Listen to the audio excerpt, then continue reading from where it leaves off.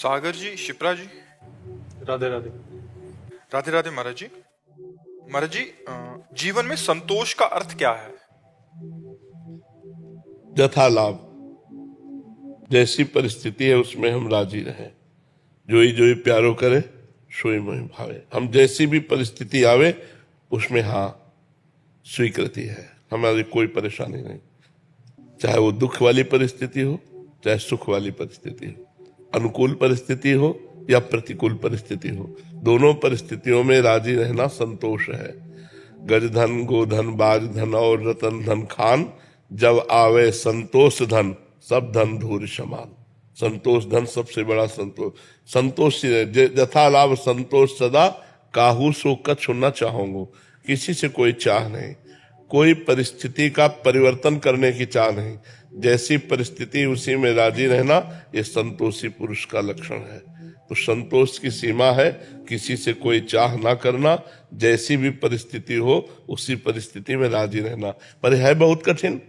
दुख की परिस्थिति में कौन राजी रहेगा? है प्रतिकूल परिस्थिति में कौन राजी रहेगा?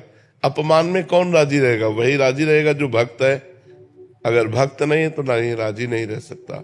भगवान का भक्त है तो सोचता भगवान ने अपमान दिया है तो कुछ ना कुछ हमारा अमंगल नष्ट होगा।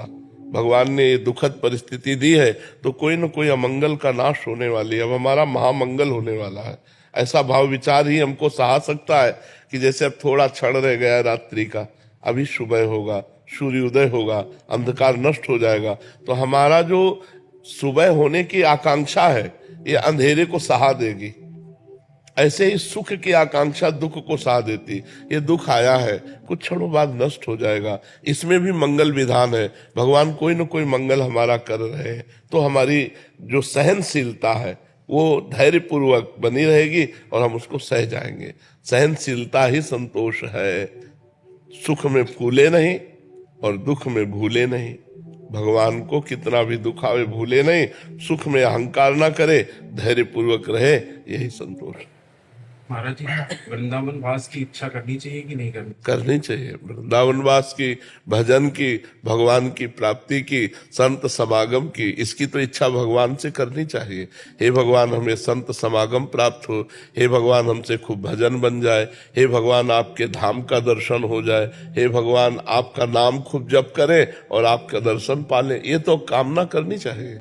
इसी कामना के बल से तो सांसारिक कामनाओं का त्याग होता है। अगर ये कामनाएं नहीं करेंगे तो सांसारिक कामनाएं होती रहेंगी। इन्हीं कामनाओं के बल से हम कामना के त्यागी बनते हैं।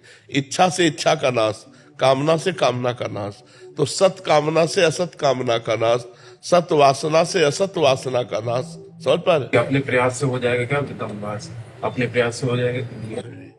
कामना करो, श्री जी से रो और श्री जी कृपा कर दे तो हो जाएगा। जिनको वृंदा विपिन है, कृपा तिन्हि की होए, वृंदावन में तब ही तो रहन पाए है सोए। जिनका वृंदावन है वो कृपा कर दे तो वृंदावन वास हो जाएगा। अपने पैसे के बल से या अपने बुद्धि बल से धाम वास नहीं होता। भगवान कृपा करे, श्री जी कृपा करे, तब धाम में मन ठहरे। मन ठहरे तब तो वास का मतलब रहा।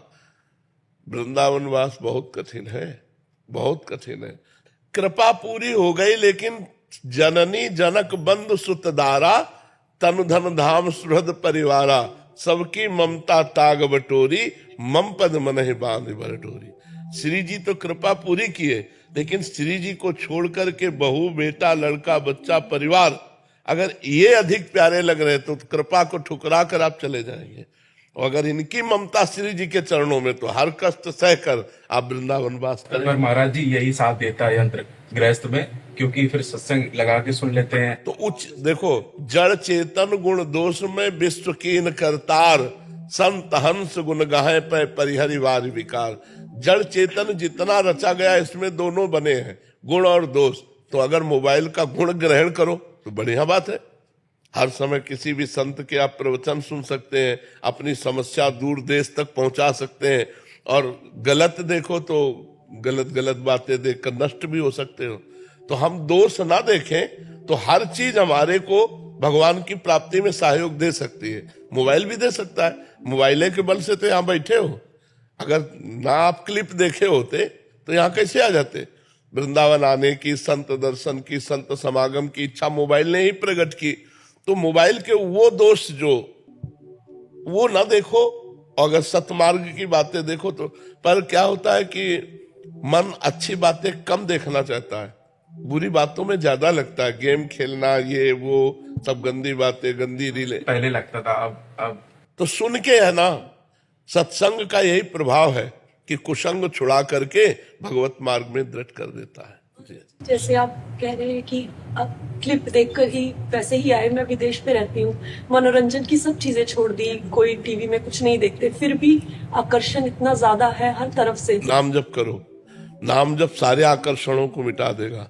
मतलब आपसे सही कहते हैं, डट के जब भजन किया तो अच्छा ही लगना बंद हो गया। अब जैसे हमसे पूछा जाए आपको क्या चाहिए, तो खोजने पर, घंटों खोजने पर कुछ नहीं समझ में आएगा कि क्या चाहिए, कुछ नहीं।